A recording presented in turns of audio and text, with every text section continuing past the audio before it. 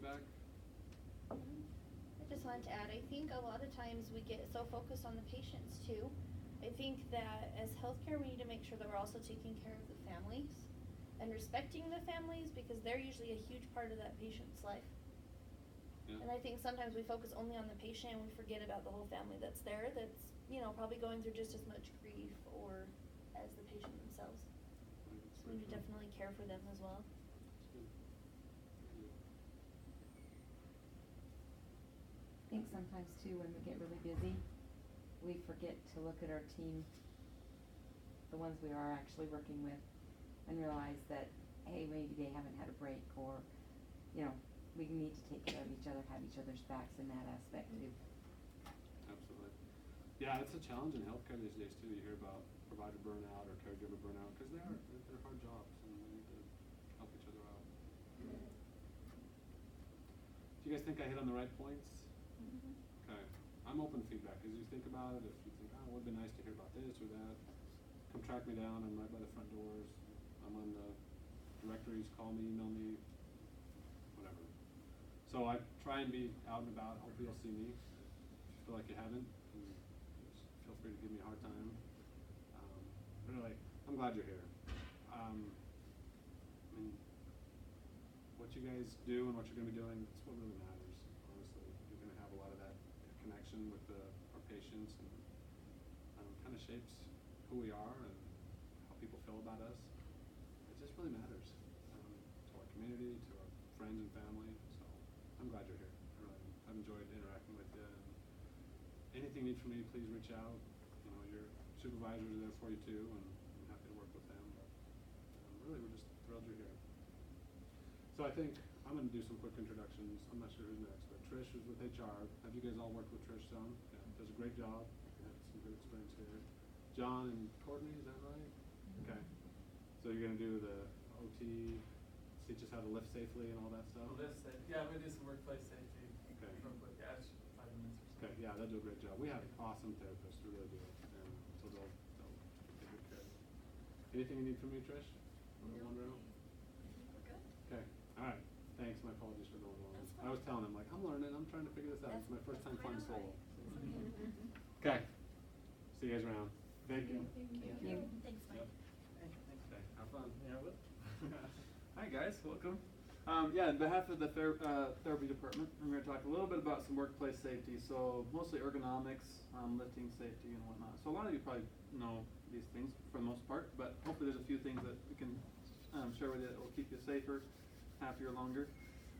So workplace safety, a lot of the things that we see, at least as far as injuries, maybe you can correct me on this, Trish, but a lot of times if you're working with patients, especially lifting, you're going to be, over the years, you're going to accumulate over time back pain, very common, and unfortunate, because that's back pain is like can be a lasting condition, and it really affect your life and your well-being in the later years. So practicing it now, even if it doesn't hurt, to physically bend with your back, for example, don't do it, even if it doesn't feel good. So a few things then. So throw a couple out at me. What are the proper lifting? Bend your knees. Yeah, you're lifting with what? Legs. Your legs, yeah. Use your butt and your legs. They're the strong muscles, the big strong muscles, the big movers in your body. So always bending with your legs. All the time we'll see people with the golfers. The golfers bend over to pick up things. You're going with your back, or you're bending here instead of at your waist. So keeping the back straight and upright and lifting with your legs, even from the floor. But what if you're working with a patient and they're in a bed, lying down? They're kind of out in front of you. Is there anything you can do? You're going to get as close as possible to bed. Sometimes I'll even get in bed with them. Almost. Not in bed, but I'm like on the bed. I cannot do that. You know what I'm saying? Been there, done that. I'm in the bed, and in fact, I'm kneeling on the bed. Really, I'm getting as close as possible. If you're picking up a heavy load, and you're picking something up way out here, it's a lot heavier than if it's close to you, right? So always keeping heavy loads as close as possible to your body. That momentum, it's called momentum, the distance between the source, the base, and the load. So anytime picking something up, it's as close as possible. Straight back, use your big muscles, use your legs for the power. What about oblique motions, turning, twisting? Yeah, don't. Don't, right? You're If gonna rupture possible. a You're not disc. going to be doing this and picking up heavy things. Try to square up to your load, right? Yep. Square up to it. Good. Trying to think what else about that. Heavy lifting, bending, twisting. Anything else that you guys think about that? Moving patients up in bed. Up in bed, like up this way? Yep. Mm-hmm. So how You would rock you do with that? them, you don't. Yeah, you can rock. Yep. Wide base, right? Yep. Mm-hmm. Wide You don't base want to be rock. lifting ever really with a narrow base of support. Mhm. Think of a triangle. You want to have a nice wide base. Yep. When you're lifting something, this is bad. Yeah, kinda. You're off balance. Not as much strength, not as much support, not as much. It's not good to fall on patients. Right. Just saying. No, it's kind of bad for them too. Yeah. So good. Questions, concerns, comments on that as far as lifting goes. A lot of you guys gonna be lifting patients, working with lifting patients. Okay. This next one then, the ergonomics for desk now. For those of you that might be working at a desk mostly all the time, all day. Ergonomics at a desk. A couple basic rules. We just think of the 90-90-90 rule. So you can be sitting, hopefully with your knees about 90 degrees, the floor, your hips and back 90 degrees, and then your elbows 90 degrees. You don't want the desk too high, too low, right? Try to keep that 90-90-90 rule. As far as the screen goes, the height of the screen, they recommend the top of the monitor is about eye level. So you're slightly looking down onto your subject, but not craning your neck down or up. So the top of your monitor about eye level. Eye strain can be a deal. I mean, take breaks, obviously. We need to take breaks when you're working at a desk. We don't want carpal tunnel or overuse injuries that way. So proper ergonomics calls for taking good rest breaks, stretching your hands out, taking a break, stand up, get a drink. Never feel like you have to be confined to a desk for very long. There's another little rule, a little 20-20 rule they say. It's where every 20 minutes you're to look at least 20 feet away and stare at it for like 20 seconds, they say. Just to prevent eye strain. You don't want to be, your eyes are convergent. If you're looking at a screen for a long, long time, you can get eye strain and over time, again, accumulate poor eyesight. So every 20 minutes or so, at least take a good break, get up, look at something far away, kind of divert your eyes a little bit and give your eyes a break. So just a couple tips there for ergonomics and desk safety if you're doing that. Any questions on those?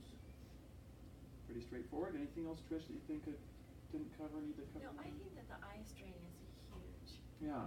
Because you do get focused in on that, and you know, and I don't know if any of you have had that happen, but I'll spend like a few hours looking at a screen, Yeah. and then I go to look at something else, and it's like, Uh. I can't focus Yeah. it, you know. So I think over time that becomes a It does. big deal. Mm-hmm. Yep. The muscles that converge your eyes, they get, you can get strained, literal strain with it. So I don't know if any of you had that before, but I kind of had once, and it's not fun. So yeah, make sure you're taking the breaks you need. Don't overwork that way either. Keep moving, bend, stretch, come to therapy. Right, whatever. Anything else then? We're good? No, I think Okay. that's good. All right. Well, welcome, guys. Thanks, John. Thank you. Okay, I'm not sure when our fire safety person is gonna be here, but we'll start with this, cause we're a little off the track here. So with what Mike said, I just got a handout for you. It kinda just reiterates all the things that he talked about. They're called AIDED rules. Yep. So you've probably heard about them before, but anyway, this is what that is. I'm just gonna pass them down here. And you can take one of those. Good for him for going over and covering that, because that was on my list of stuff to do. Also, you'll notice on your agenda that we're gonna talk about harassment, hostile work environment, and HIPAA. Now, some of you have already gone through the new hire process, and so this is just kind of a recap. Others of you are going to be going through that today. So, we need to talk a little bit about harassment and hostile work environment. That actually, a hostile work environment and harassment is actually a law. It comes through the Department of Labor. And we are expected as employees and staff members and workers to respect people, to treat them with respect, those that we work with, and make it a safe workplace. You know, we don't want anybody coming to work that dreads coming to work for fear of what might happen while they're there from their coworkers. So, with that being said, there's a lot of things that are involved. Now, workplace harassment, like I said, it is a Department of Labor policy, and there are protected classes. in that. And so there are 8 protected classes, and that includes your race, color, religion, sex, including gender identity and pregnancy, national origin, age, disability, genetic information, sexual orientation, or parental status. Any of those things are protected classes. And if anybody is discriminatory towards you and you fall into one of those protected classes, then there's a problem, okay? But that is covered with the workplace harassment. It can take place in a couple of different forms.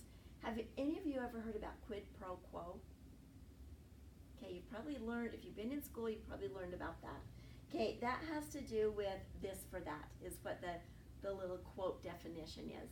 So if your employer says to you, or your supervisor says to you, you know what, I'll give you a promotion if you'll do this, okay? And it has something to do, most of the time it has something to do with a sexual harassment claim, okay? So be aware of that. The second one is, consists of offensive conduct based on one or more of the protected groups, okay? So there's a fine line there, and a lot of times it depends on reading other people, okay? And knowing where their box is, all right? So I use that as an example because I have people that I work with that have a very large box. I know that, you know, they get very uncomfortable if I get very close to them.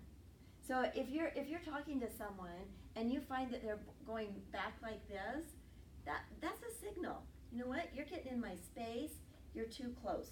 All right? There's other people who I feel like I want to step back with them because their box is so narrow that they get right next to me. Okay? And you've got to be able to be open and be able to read those people. You don't ever want to be put in a position that you've been accused of being too forward or that you might be in one of those harassment type of issues. I have a coworker that I work with that gets very close. I don't have an issue with her leaning over my shoulder at the computer and looking at something. I have another coworker who I know that oftentimes we have lunch meetings. I don't sit by them on the same bench because that's how big their box is, okay? So you got to be able to be receptive and sensitive to those things.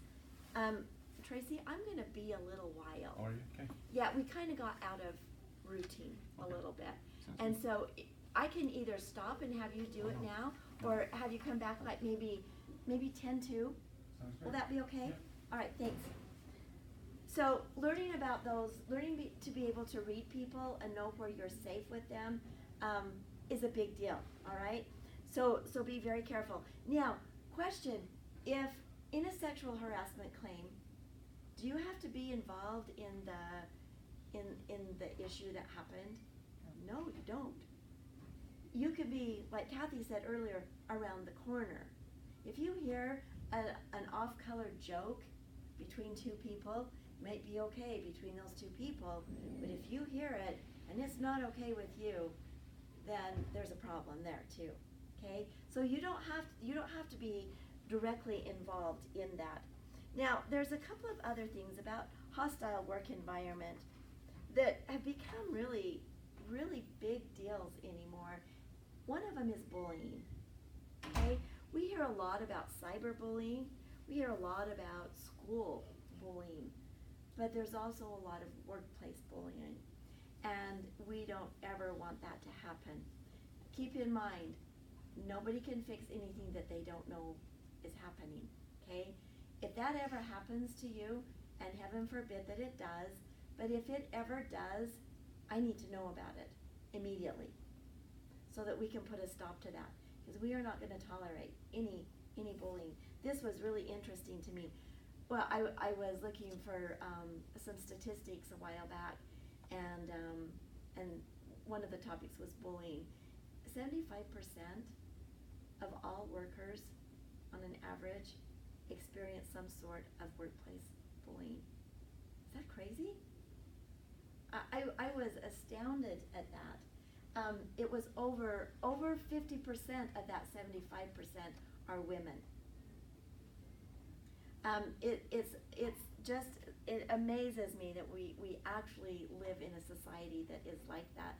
I'm going to give you a story. I know someone that worked at it's actually a manufacturing company. It was in central Utah. And this individual was very quiet and reserved, and kind of stayed to himself and did his own thing. He was a good worker, got really great evaluations, had a couple of promotions within the company, but he was pretty much to himself. So the other co-workers started haggling at him, and he ignored it, and it continued to get worse. Ignoring it didn't prove to help his case any. So it got worse and it got worse, and he started getting things like nasty little things pinned on his locker that he had. One day he opened his lunch box and there was a dead mouse in it. Just really, really demeaning, low things that were happening to him.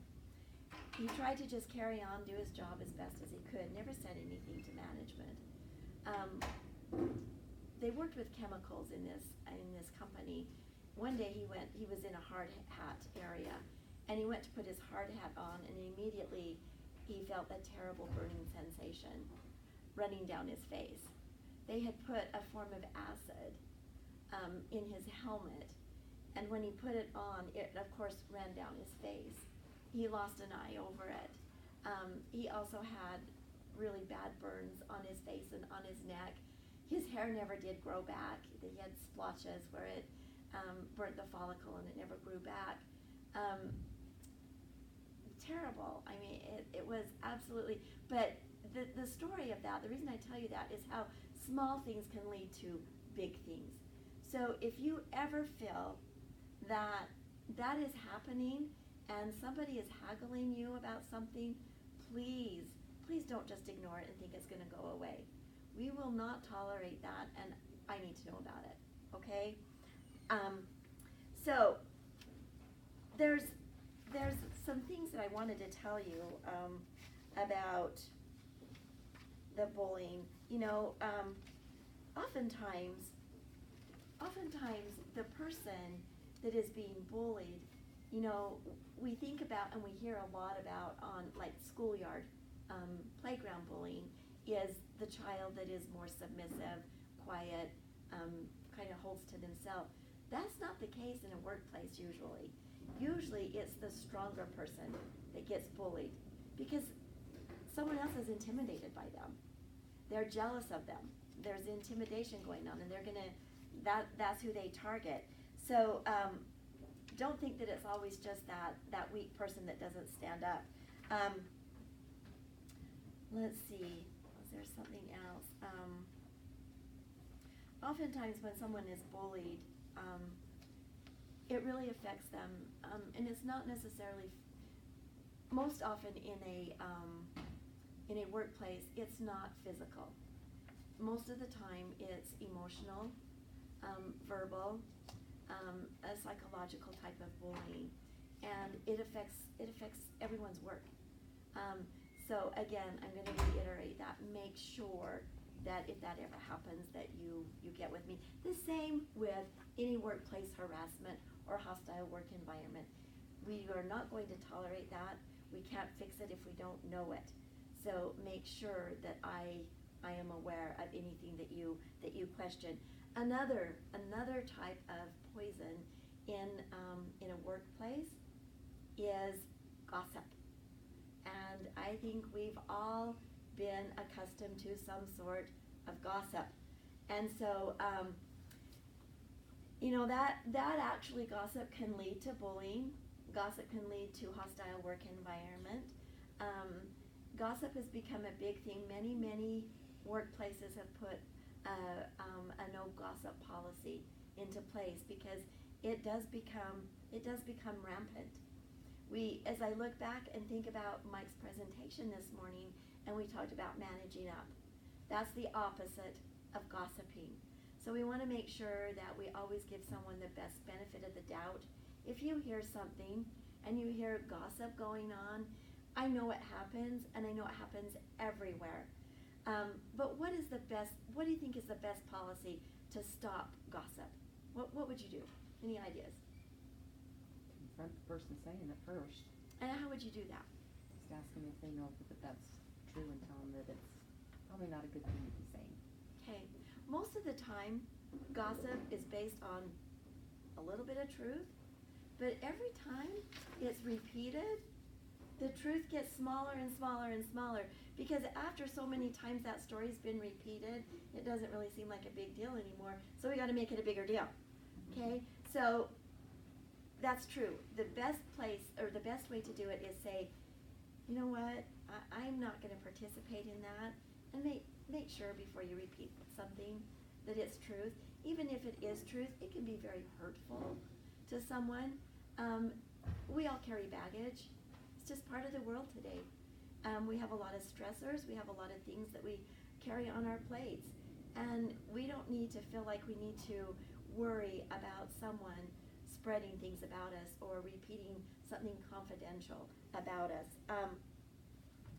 This is the definition that I pulled for gossip. Gossip is unnecessary chatter, frequently laced with harmful intent that is shared about another's personal life or activity that can cause damage or question their reputation without them to defend themselves. There's actually lawsuits that have come to the courts over gossip, because what happens is it puts them in a position that it has affected their work. And if it affects your work, there's a case. Okay? So we need to be very, very careful with that. CEOs and administration all over America agree that the number one corporate enemy today is gossip among staff. The number one enemy. Isn't that crazy? So here's some statistics on gossip. A recent survey suggested that 15% of employees occasionally engage in gossip. 21% of employees regularly participate in gossip. So those who do it regularly is a higher percentage than those who do it occasionally. 80% of gossip was related to challenges in the workplace. So, and I actually have to tell you, like I said, gossip goes on everywhere. There's things that have come to me and it's like, where the heck did you hear that from? There's no way. No, we're not having a layoff, and no, we're not raising our insurance to triple of what your premium is, and no, to so many things. So be very, very careful at believing sometimes the gossip that is spread around and also repeating it. Listen to this statistic. The total time wasted with gossip at work per year, per individual, is 65 hours. That's almost an entire pay period that each individual on an average wastes in gossip. Now, I'm sure there's some that are less. I'm sure there's some that are more. But the average is 65 hours. That's crazy, isn't it? So, as Kathy said, be ready to handle gossip, because I'm pretty darn sure you'll get it one way or another. Have a script. Okay, in your mind, repeat what you're going to say when somebody comes to you with gossip. Don't personally allow it to continue. If you're in the lunchroom and Brandon, let's use Brandon, is spreading hurtful information about Andrew's personal life, say something like, why are you telling me this? Have you talked to Andrew? Does Andrew know you're sharing this with me and probably others? Can I quote you in saying this if I go to Andrew? Well, that's a shutdown. Wow, I thought that's great. Most often, this is going to silence the gossip. If they think it's going to come back to them personally, they don't want to be involved in that. Gossipers don't want to have a name put to it. So use good judgment. Know this: if someone continually gossips to you, what are they going to do? They're going to eventually gossip about you. So don't think that you're the elitist and you're safe if they come to you, because they are going to talk about you too. So distance yourself from a gossiper. Don't ever engage in it. Don't ever encourage it. Don't listen to it. Okay? Don't participate. Turn it around. Usually people that gossip are insecure and they want to gather supporters to listen. They want their little clan that they can gossip with. So be careful. Don't join into that. And also let management know. Okay? Gossip's actually, like I said before, it's a rated form of workplace violence. There's no one or group better to stop it than management. Okay? So there's a quote, and it says, in life, you get what you tolerate. Okay, so keep that in mind. All right. I know that Mike mentioned Rod. Rod gets mentioned a lot because he was here for over 30 years. But he used to tell us, we have an executive team, and in that executive team, he'd always say, what you permit, you promote. And I think about that often. If we permit it, we are promoting it, because if we've permitted it once, it's going to happen twice and three, and then pretty soon it becomes our culture, and we don't want that to be our culture. So, the Rotary, the National Rotary, has a little saying about gossip. 4 things to think about when you hear it, or maybe when you repeat it. Is it the truth? Is it fair to all concerned? Will it build goodwill and better friendships? Will it be beneficial to all concerned? So I have one of these actually in my office, and I look at it frequently, and I remind people, have you looked at the 4 rules? Is it fair? What you said, is that fair to the employee that you said it about? Is it the truth? Like I said, there's always, something always starts with a little bit of truth, or not always, but usually there's a little bit of truth, and pretty soon that truth gets diminished. Is it going to make a better friendship? Are people going to trust you? Is it beneficial? So I'm going to hand these out. You guys can take one, put it where you can be reminded of it. Okay, again, so I kill so many trees. And I'll tell you, people coming in today for your new hire, we're paperless, and I can't imagine what we were like before we were paperless. So I can. I was there. So it's crazy. We burn a lot of paper. So we're going to talk about HIPAA. This is just a review for some of you, but it's also good information. So all of us, no matter what department we're in, are affected by HIPAA. Who knows what HIPAA stands for? Health Insurance Affordability and Accountability Act.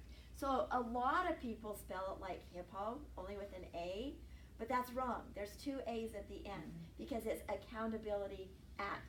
And with that being said, there's a lot of facets to HIPAA, a lot of them. But the one facet that we're going to talk about today is the confidentiality facet to it, okay? And it makes us all accountable. We're all accountable to keep things confidential. In this work setting, and also living in a small community, everybody knows everything about everybody else, and even then some. And so we have to be even extra careful. A few years ago, I had an OIG, person that works for the Office of Inspector General, come and presented at Education Day HIPAA laws and expectations and the confidentiality piece. And when she was presenting, and this is all staff education, when she was presenting, she said, it's okay. I go home and I talk to my husband about things, but I don't disclose any of those identifiers. No. And the hair on the back of my neck is like raising, and I'm like, oh no, we've just opened this huge can of worms. And so I'm going to go back to that and say, not in Montpelier, not in Bear Lake, you can't do that. Because we all know everybody. We take a piece of puzzle and put it with another Everyone piece of puzzle. knows who's in the hospital. Exactly. And we got that at McKay though too. Did ya? Yeah. Say, no, no, no. Absolutely. So, yeah, I've spent a couple of years trying to regroup that again, but you don't share anything with anyone. Don't even give them a little piece of information, because pretty soon some people are gatherers, and they'll gather a little piece and another little piece and another little piece, and pretty soon they form their story. And they're gonna say, oh, I know you've heard this before, I got it from a really reliable source. They work at the hospital. And now pretty soon, your reputation's damaged, the hospital's reputation is damaged, and so you don't share anything with anybody. Okay. So let's go over this piece of some of these things that I have on here. Patients at BLMHospital Hospital have the right to expect that we will keep their personal information confidential. Confidential information includes anything that could identify or could be used to identify the patient or his or her medical condition. If you read the law itself, it says that there's 18 identifiers, but you notice I put anything with an underline underneath it. So that is it, anything. The next one, employees and physicians and oftentimes volunteers can come in contact with different forms of patient information. This information can be surgical lists, can be lab information, patient census. It is each of our responsibility to make sure this information is not shared inappropriately. Is it okay if you are if you work clinical and you have to get into the computer, that you look up your neighbor and see what they were in here for? Absolutely not. I'm going to tell you right now, a while back that happened. Those people lost their jobs. We do an audit. I do an audit every month, and it's a random audit, and it's on anybody in the hospital. If I ever see an access to an account that is not justified, you will not have a job. It's as simple as that. Okay, so make sure that you're not the one that happens to.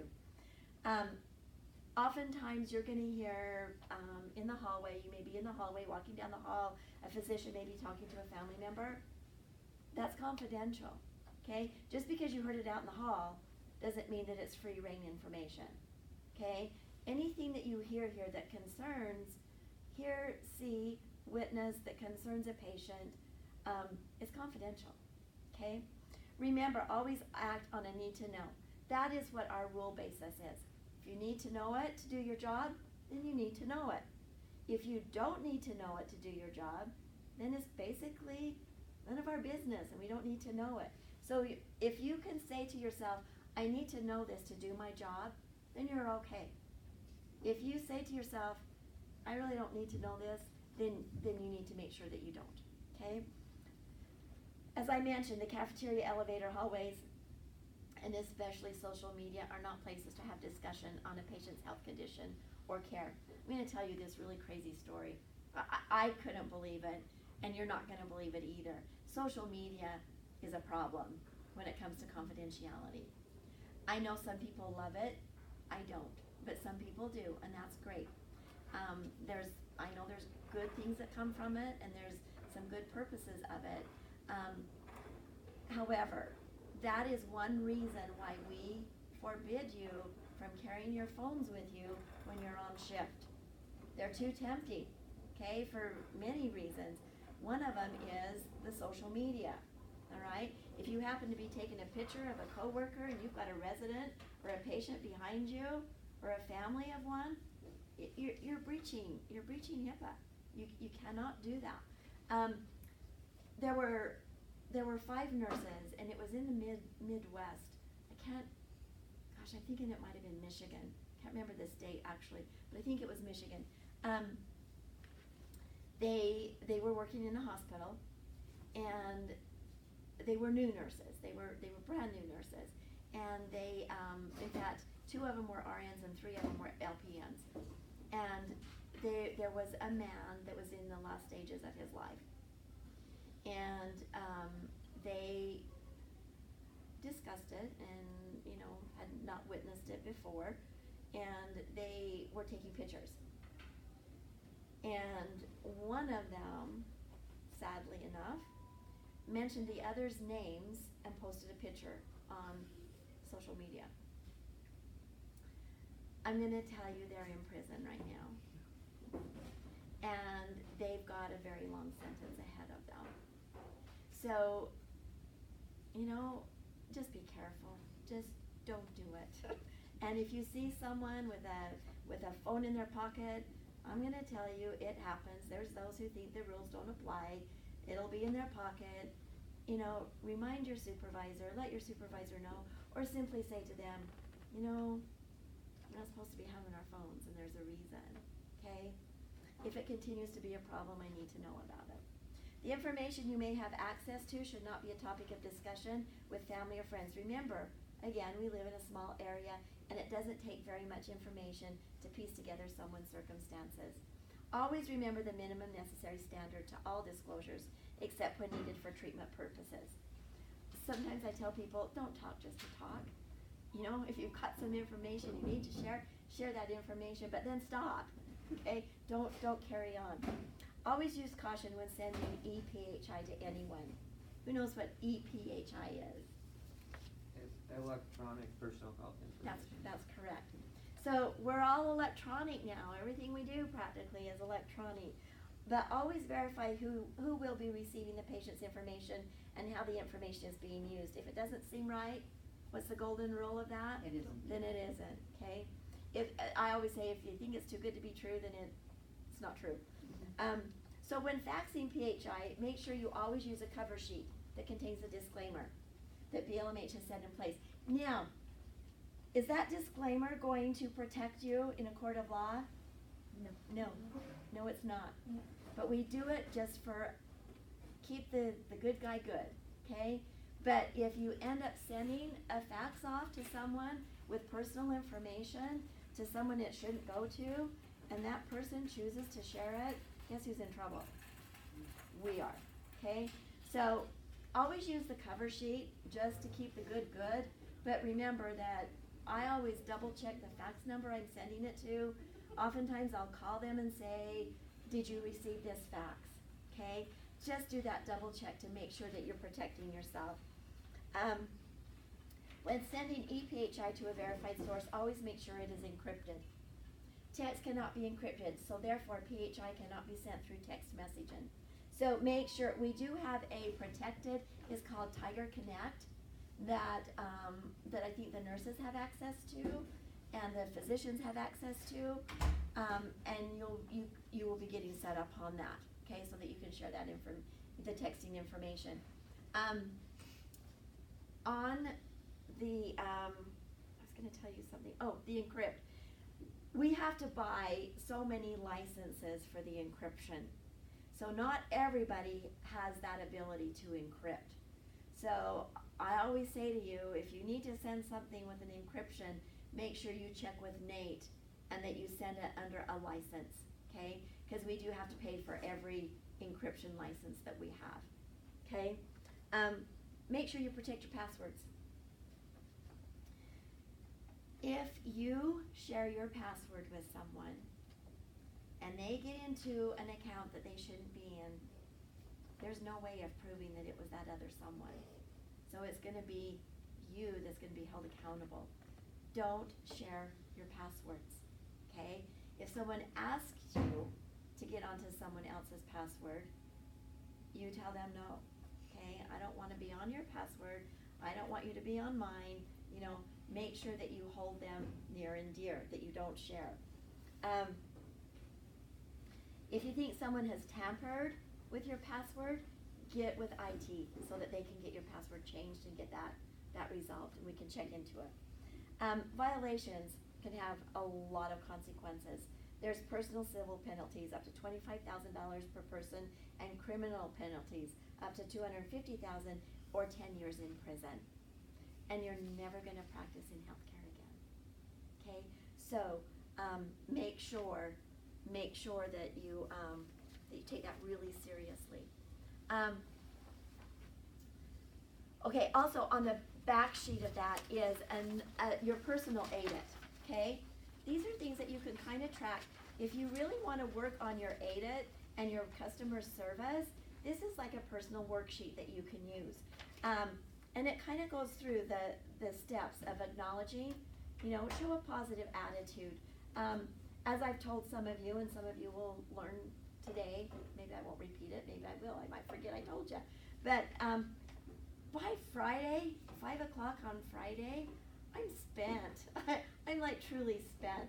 And so, I've worked 50 hours this week and I'm tired and I need to get home. And so that last phone call of the day, I might pick it up and say, this is Trish.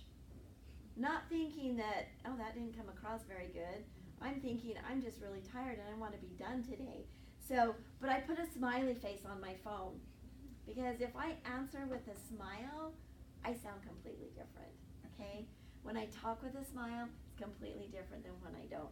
So do what you need to do to remind yourself to always show a positive attitude, make people feel, patients and their families feel that you're happy to see them. Put patients at ease and make them feel comfortable. Always ask permission. It says ask permission, but it's supposed to be ask permission to enter a room. The next one is introduce. How can you introduce yourself? Give your name and your title, your years of experience, your credentials, okay? Any special training that you do. Not only do we want to manage each other up, but you need to manage yourself up, okay?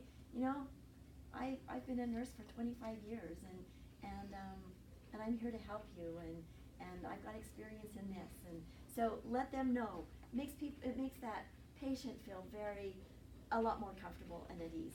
Duration. How can you communicate? How long the process, the test, the procedure? How long is that going to take? When results will be back? Delays in treatments. If a physician is tied up in surgery, let that patient know. Okay. Hey, you know what? We had an emergency come in. It's going to be a while. Do you have an errand to run? Because you've got time to do that. Or can we get you a drink? Every single one of you has been given the privilege of offering drinks and meals to patients, or anything else that you feel like they might need to make them more comfortable. Explanation. How can you help patients, family members, other customers understand what they can expect? Inform the patient about the plan of care. This is what's going to happen. You can expect this to happen. Maintain patient confidentiality. And then the thank you. Let them know that you appreciate them and you've enjoyed working with them. So a few months ago, I had to have an injection in my hand.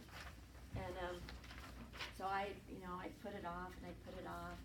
And I went to Dr. Jepson and finally I decided it had come time. I needed to have this injection. So I had a couple of coworkers that said, oh, this hurts so bad. This hurts terribly bad. We just need to let you know. We've had people cry when they've had this done. Like, we've had grown men cry that we've had to do this on. And it has hurt. It's bad. We're telling you just so that you can be prepared. And I'm like, oh my gosh, I'm not going to have this done. I'll deal with whatever I'm dealing with. I'm not going to do this. And so I get back into the room to have it done, into the OR, and I'm like, how bad is this going to hurt? And they said, it's going to hurt. You need to be prepared. This is going to hurt. It's a very painful. Where it's going, it's a very painful injection. And I'm like, well, I'm not sure I want to do this. And so, no, you'll be better off in the end. You need to go ahead and do it. So I'm talking to Dr. Jepson, and he said, yeah, it's going to hurt, but you'll be okay. It'll be okay. And I'm like ready to die over the anticipation of it. And he's doing it, and I say, are you doing it yet? And he said, well, yeah, I'm about half done. And I'm like, oh, well, this isn't so bad. This doesn't hurt as bad as it always hurts. So anyway, be careful what you share. Tracy's here. He's going to go over some things. And then before you leave, I'm going to try and wrap this up as quickly as we can, because some of us have a long day ahead of us anyway. And so, but I'm going to hand you out, it's a personality test. Okay? We usually do it together, but we kind of ran out of time today. And so I'm going to send it home with you, but please do it. Because the point I want to make with this personality test is we have 285 employees. At the end of today, we'll have 288 employees. And so, just with that being said, that means there's 288, like Megan said earlier, different personalities and different ways of looking through things and seeing what's in front of us. We have 288 people that have different loads on their back and different plates that they carry. And so, always keep that in mind. It gives you some tips. You can kind of, after you do this, you can kind of see what personalities different people have. But it gives you tips on how to deal with those personalities. Some personalities really carry their emotions on their sleeve. Some personalities take everything said very personal. Others, you can't club them over the head to get them to take a hint, okay? But we're all different. We all have those different personalities. And so there's some tips in there for you so that you can kind of know how to interact with them and have a good working relationship. We're not going to love everybody we work with. It's just the way it is, okay? But we need to respect them. We need to have compassion for them and maybe what they're going through. And we need to learn how to work with them and get along with them. Sometimes I used to coach. I used to coach a dance team at this school, and I had one girl that it was just so hard. Everything we did was a major issue and confrontation over and over and over. And I'd go home thinking, what can I possibly do? What am I going to do about this?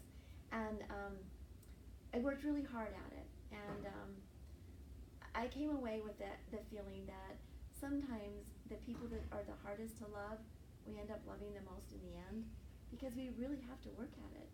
And then we have a true appreciation for them. So anyway, I'll hand this out when Tracy's done.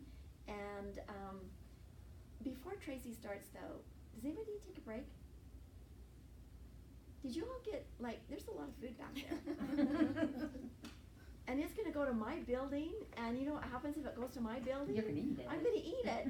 So help yourself. Maybe take just a couple minutes, grab something, a snack or a drink, and then we'll turn the time over to Tracy. He's got some great stuff he's going to share with you, and then we'll carry on from there.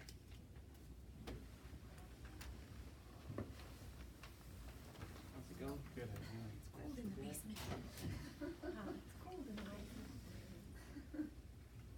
You think it's cold in here? Yeah. It's always cold in here. I know, my hands are like freezing. That's nice. Yes. Yes, so if you go into dialysis room right there, just to the right.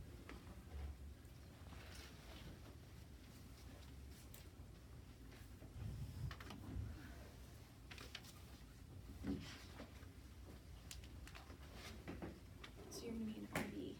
Mhm. You have to come along and maybe teach me things. It's good. It sounds good to me.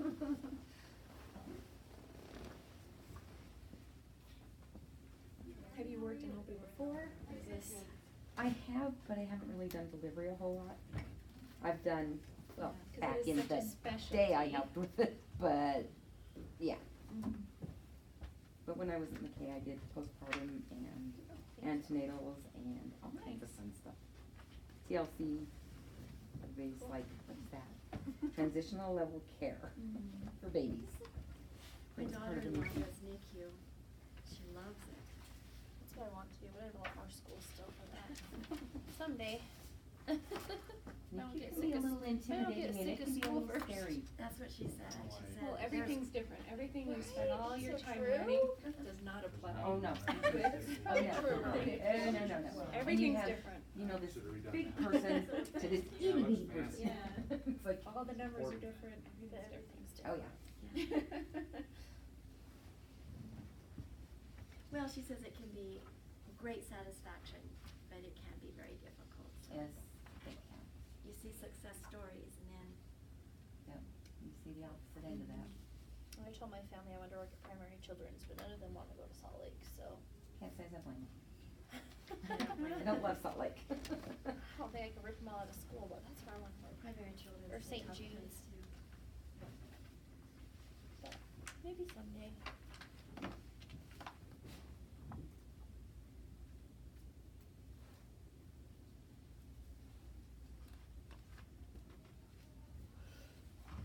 Okay, oh, we're waiting for Amber. Thanks for coming back, Tracy. Oh, yeah, I no worries. appreciate it. No worries. Poor Tracy. I had a long day. I have had a long night. I overlapped every day. You So worked my last last night, night? I worked the night before last night. I worked tonight, which is my last night over there. Oh dear, so you're like, no sleep. It's okay, I'll go home and sleep. Yeah, I need sleep.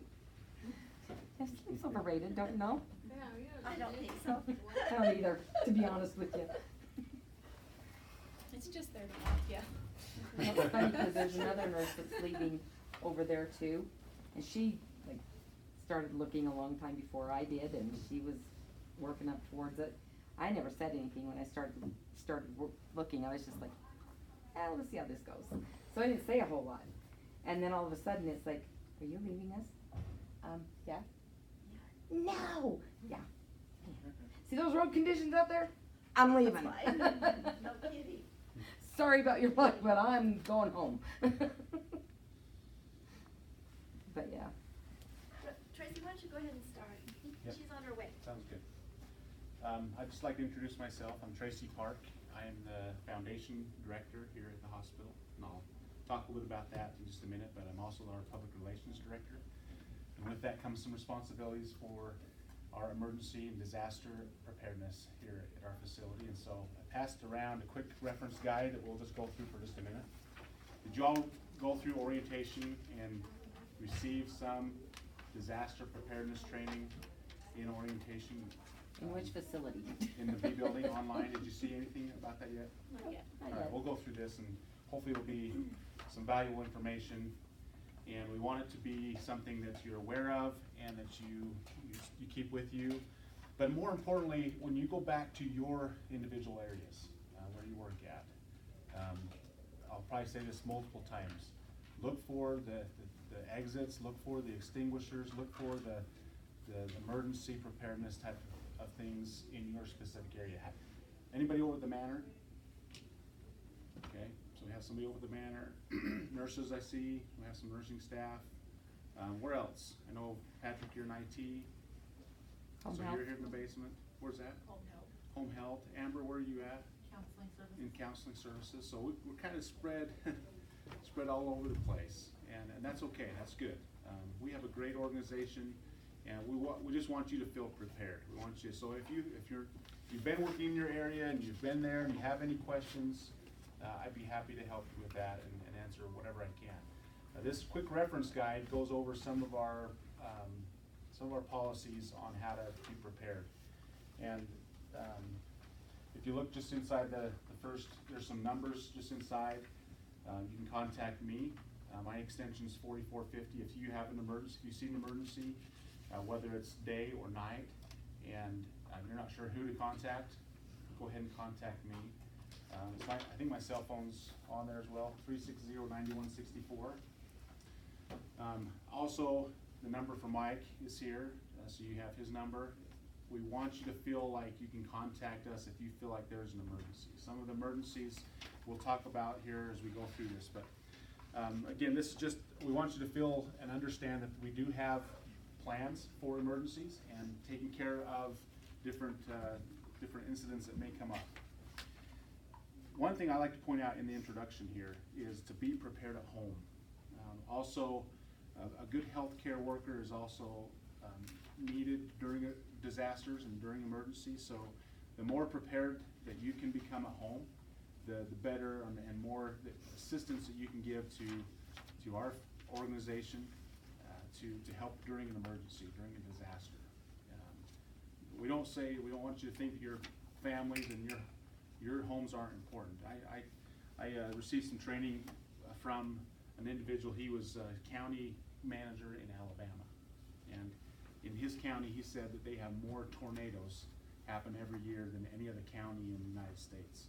And so he said that they have multiple threats of tornadoes a week at times.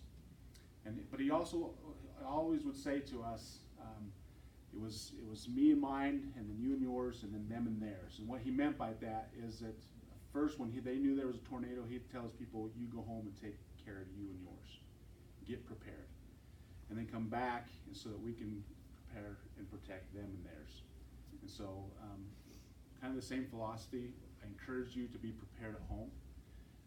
Take actions to be prepared so that as a healthcare environment, healthcare organization, we can assist the community.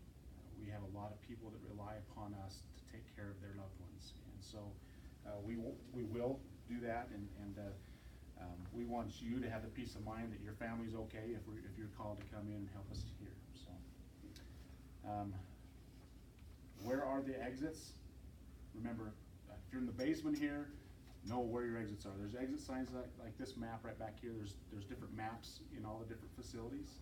So just kind of get an idea of where you would exit if there was an emergency. Okay, there's fires, we haven't had any threats. I've been here for about 3 years, almost 3 years in July. And we haven't had any fires. We've practiced fires. We practice fires all the time. There's been times where someone will cook some popcorn in the microwave or something like that, and it'll cause some smoke, and the fire alarms will go off. And so when the fire alarms go off, no matter if it's a drill or whether it goes off, we follow the same procedures, and we'll go over that. Okay, next to the next page, and we'll go through some of this and most of this pretty quickly. News media, on that news media page. One of the things I'll point out here is number D. Just keep in mind the HIPAA rules, okay? I know you've been trained on HIPAA, and if we have a disaster in our community and a news person comes here to find out information, just remember that we're still held to keep things private. And so I just want to stress that. You can look over some of the other possible scenarios. We don't live in an area where the news is going to rush over and try to understand what's going on here, but yes. Cokeville bombings. Yeah. That particular incident, Rod came in and he's like, everybody go to your departments, because news media was here already. He said, I'm covering what needs to be covered here. Yeah. So he kind of he's like, don't talk to anybody. Good. Yeah, so that there are times where that could happen, absolutely. And so you look over these things and be prepared, but just remember, I think the biggest thing for all of us to remember is our HIPAA laws and HIPAA rules. I don't know what that is. Cokeville bombing? Yeah. Yeah. He's wondering what We'll give it you is. the movie. We'll give you the movie. There was a small school over in Cokeville that was held captive. It was grade school, and a bomb went off. Oh, wow. Kids were saved, but there were many burn victims and then others that came here. In fact, the biggest influx came here. Yeah. So. Yeah, and you're right. And so the news media may come here to find out information. And some things that you can say is right at the top. You know, we're aware of the problem situation. We don't want to come across as we don't know. If someone comes and says, what's going on? Do you have any information? They'll say, I don't know. Who's our PIO? Our PIO can be assigned by the incident commander. So Mike and I are trained to be incident commanders. So myself and Julie Nelson are trained to be PIOs, Public Information Officer. And so you don't, I guess, need to know exactly, but you can just say, talk to Mike. Mike's trained to be an incident commander, so you can. Well, and the real truth of the matter is, if we're in that kind of a situation, nursing staff doesn't need to be stopping to try and talk to media anyway. Yeah, they need to just point them your way, because we're already busy. Yeah. So, but just keep in mind just the HIPAA rules, and keep in mind of that. Okay. The next page over, loss of key services. Now this has happened. This does happen often. You may go to turn on the water. And if we don't have water in one of the taps and one of the things that you're turning on, and we don't have water, that's a problem. And that's happened. You'll turn it on. So immediately notify someone of any of loss of key services. So electricity, natural gas, medical gas, water. One day we had, just the city was working on an area close to us, and they just turned the wrong valve. So we were out of water for half an hour or so, and it's, when a hospital doesn't have water, it's critical. So, you know, we got it fixed right away, but it takes all of us with eyes and ears to understand what emergencies, what things are going on, and report those immediately. If you come over to the elevator and you push a button and nothing's happening, then that's a loss of a key service. That elevator has to be going all the time. We have to have ability to get any handicapped or any wheelchair accessible people out of the basements at any time of day. So just those types of key services we want you to be aware of. Okay? Let's go over fires real quick. We want you to know the location of fire alarms. Okay? If you need to pull a fire alarm, please pull a fire alarm. It goes automatically to our alarm company when you pull it. They'll contact dispatch. The alarms have programmed in them the location, so dispatch will get a notification from the alarm company saying there's an alarm right down here at the end of this hallway, right by the elevator. So if you pulled that alarm, it would say basement of hospital. And so the dispatch would know that there's a fire alarm pulled. We also have a couple of different locations throughout the hospital, one at the nurses station, the SNF nurses station at the front desk, where we can go to a panel and see which, we hear an alarm going off, we can go and see which pole has been pulled, so we know where it's at. We have a large organization. If you hear fire alarms, it doesn't mean that you're in immediate danger. It just means you need to first find out more information. And so, one, know where the location is of the poles. And two, know how to activate the fire alarm and use the fire extinguishers. So also look and see in your areas where an extinguisher's at. The general rule is if the fire is smaller than you, then work to try to extinguish it. If you come into this room and the whole wall is on fire, then don't try to extinguish it with the fire extinguisher. If you come in and you can see smoke burning in the trash can, then yes, grab the extinguisher and fill that full of that. So keep it isolated. So if it's small enough, use an extinguisher, and we'll talk about that in just a second. And then know the evacuation plan of your area. In a fire alarm, any type of fire alarm, please know where you should go. And in general rule, you should go to the closest nurse's station or front desk. Okay, so if you're at the manor, go to the front desk. Go to the main area where we'll raise the front door. If you're here in the hospital, go to one of the nurse's stations or to the front desk. And look around you and see who's there. I mean, if we're all here and we see a fire alarm, then we're going to stop and say, okay, team, where's our best way to get to a nurse's station? And we can go out this door, or we can go up that door, but we want to take count and say, hey, there's 7 of us, 8 of us here. Let's go report. We might even say, 8 of us stay here and 1 of us go up and find out, so you know where it's at, what we can do. But let's not just run into a fire. Okay. So keep in mind all of those things.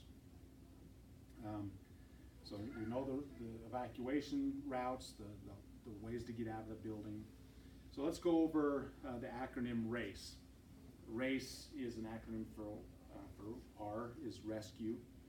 If you hear a fire alarm, or you know and see some smoke or fire, and you determine it's in our immediate area, then our first responsibility is to rescue. Rescue each other, rescue yourselves, and rescue our patients and loved ones and residents that are in our care. I don't anticipate that being the case very often, that you'll have to rescue yourself because of an immediate fire.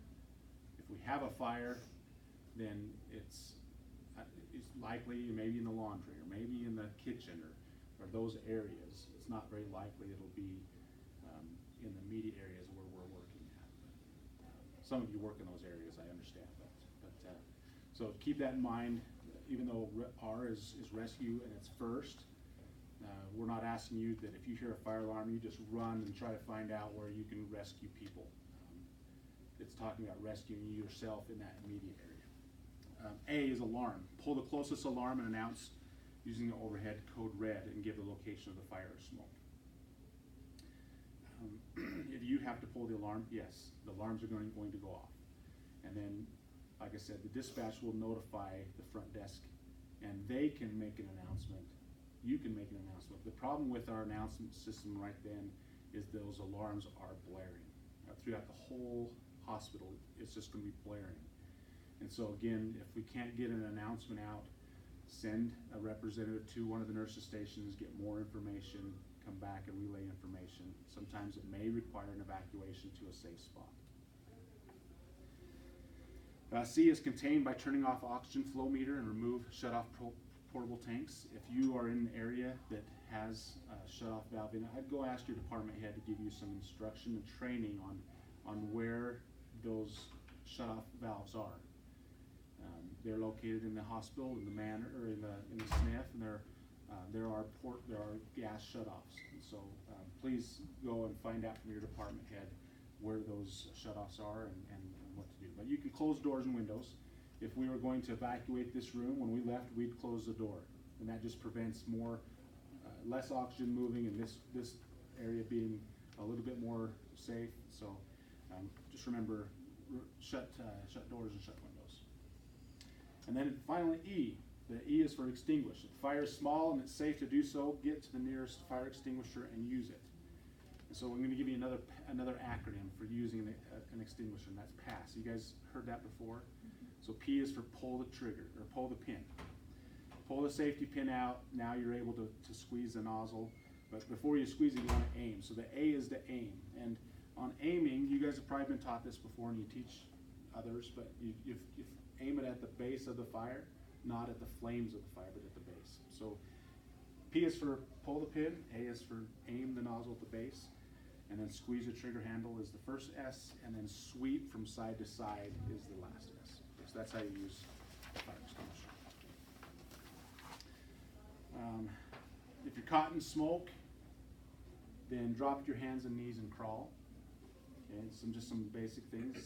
Breathe through a mask, or cover your mouth with your shirt, or breathe through your nose. If you're trapped in a room, what are some things you could do if you're trapped in a room? If we knew we couldn't go out, we want to keep the smoke from coming in, so we'd try to put something on the floor to keep it from coming in, and then try to keep the oxygen safe and in, so we can breathe it and the smoke out. We want to close the doors. We don't want to break the windows unless it's necessary to escape, because the oxygen will feed that fire. Okay?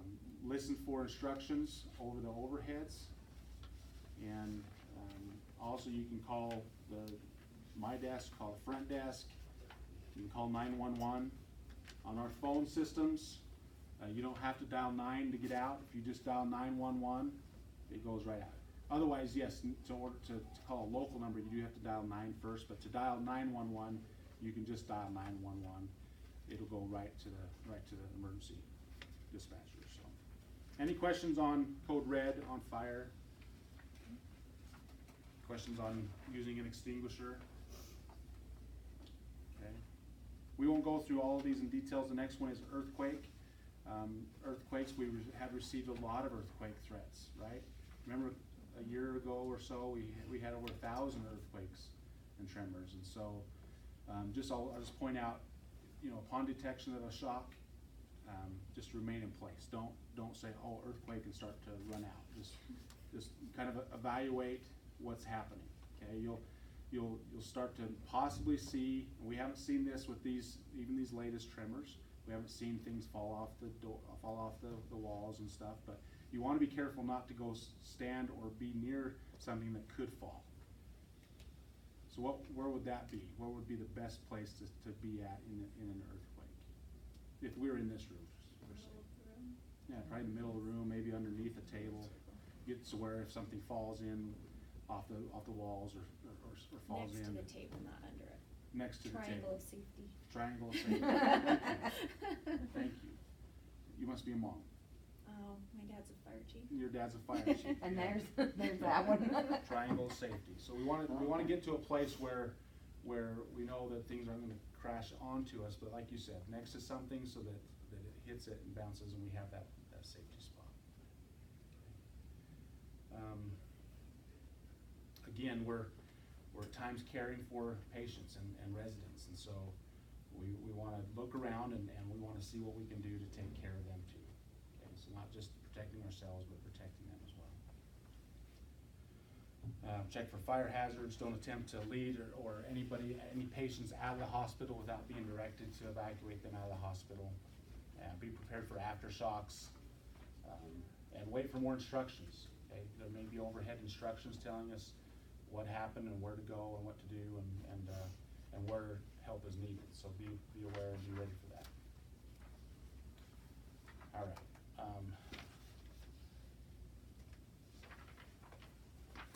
Go back to your department heads and talk to them about any threats that they see, any training that they can give you on any emergency preparedness. We have individuals that have been trained on how to lead us through emergencies, and so if you see a disaster or know of a disaster happening, it could be in the middle of the night. You may be on staff in the middle of the night. You're one of the only few people here, and that's the worst. That you don't want to have to go through it alone. And so please contact me or contact Mike. If you're in the SNF, contact Jory. Jory's trained as well. He can help, of course, lead us through disasters. And so we want to notify the team. It's not just all on you, okay? So it could happen. Most of the times it does happen when we're not just in our normal business hours. So any questions at all you might have? Okay. I just quickly, before we get excused, I wanted just to show you this payroll deduction. As a foundation director, I also work with our community, with our employees, with organizations across the region in helping our facility receive grants and donations from individuals and organizations that want to give back. Our hospital is owned by us, the people of Bear Lake County. Okay, we're not a private company, and so we're just owned by the people. We're a county facility. With that, you may think, well, you know, if we're a county facility, we're probably supported through taxes. Right now, we haven't had to be supported through taxes, which is a great blessing. Our tax money doesn't help us sustain the hospital here in the county, even though it's county owned. We have received a lot of money through donations. Since 1997, we've had a charitable foundation, and it's called the Bear Lake Valley Healthcare Foundation. And over the last, how many years that's been? Over 20 years, we've raised over $6 million. It's gone to support and help improve the facilities, the equipment here at Bear Lake Memorial. And right now we're in the middle of a project. We're working now to raise money to start renovating our emergency room. Hopefully you've heard about this. We've put a lot of message out. We're always constantly trying to tell the story of why we're raising money for an emergency room and putting in a permanent MRI. So hopefully you've heard about this. We're hoping to break ground on this year in 2020, but the whole project's going to cost $5.5 million or so. Let's do that. And we've decided that from our foundation, we're working to raise $2.5 million. And we have a lot of support. Right now, we're over $700,000 raised, and we're continuing. We've got organizations that we're lining up with the same people that have the same cause. It's amazing to me to see individuals and organizations want to give and want to improve and want to help. And we receive lots of help from lots of organizations that say, hey, here, I want to give back. This is an opportunity that we present and at least share with our employees. Many of our employees give back through their paycheck, through payroll deduction. And it's not required, so I'm not giving this as a requirement, but just as an opportunity. If you'd like to give back to our building fund, it'll just come across out of your paycheck. It'll just show building fund, and it'll show whatever deduction you want. We're going to be coming out this year with a new type of request. Is just to think about maybe giving 1 hour of your time every paycheck. And so, but if you don't want to do that, then you don't have to do that. It's just an idea. And if you work 80 hours in a paycheck, give 1 hour. You know, if it's $15 or whatever it is, a paycheck. Maybe it's just $5 a paycheck, or $1 a paycheck. But whatever you would like to help give and help build. We have a lot of employees that are participating and engaged and giving back to the hospital. We all work in great facilities. It's one of the ways that we can continue to work in great facilities is by continuing to renovate and make our places of work safer, with better equipment.